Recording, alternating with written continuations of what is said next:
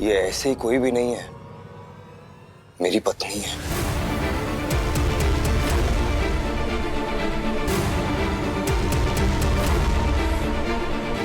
अग्नि को साक्षी मान के मैंने इनके साथ 7 फेरे लिए हैं। इन्हें मंगलसूत्र पहनाया मैंने, इनकी मांग में सिंदूर भरा है।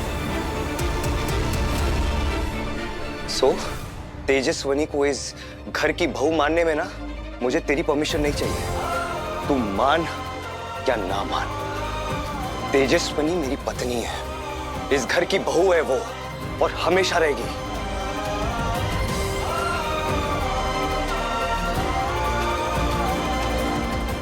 और तू भी मान या ना मान,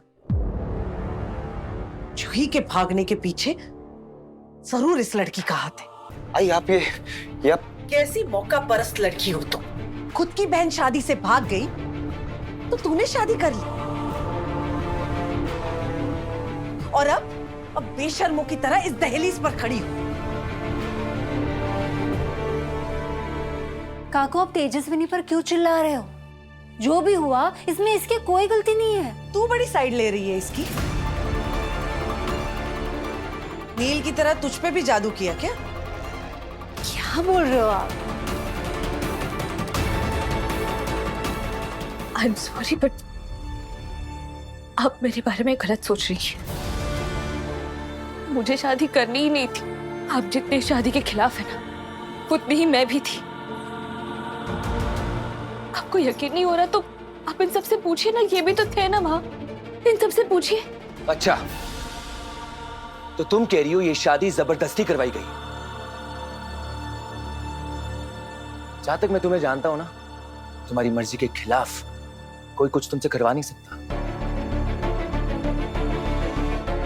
तो मैं ये किसी भी हाल में मानूंगा नहीं कि तुम्हारी बहन शादी के मंडप से भाग गई और तुम्हारे परिवार ने बोला जाओ बेटा तेजस्विनी, अपनी बहन की जगह दुल्हन बन के बैठ जाओ, और तुम चुपचाप आके मंडप में बैठ गई। क्यों आई हो ये नौटंकी करने? आई आवाज तो मैंने भी दी थी। अरे वाह, अभी से अपनी बीवी की साइड लेने लगा है तू। कैसी लड़की है तू, इतना सब सुनने के बावजूद यहाँ आ गई। और मैंने तुम्हें इस घर से इसलिए नहीं निकाला क्योंकि मेरा बेटा तुम्हारे साथ 7 फेरे लेकर तुम्हें ब्याह कर ले आया। अभी मेरे बेटे को तुम्हारे अलावा कुछ नहीं दिख रहा है, कोई नहीं दिख रहा है ना? पता नहीं यहाँ इस घर में कैसे रहूंगी मैं। तेजू, तेजू, देखो, मैं जानती हूँ कि तुम अपसेट हो, तुम परेशान हो, लेकिन इस शादी को लेके तुम इतना नेगेटिव मत सोचो। मेरे लिए शादी को लेकर कुछ पॉजिटिव सोचने जैसा है भी नहीं ताई।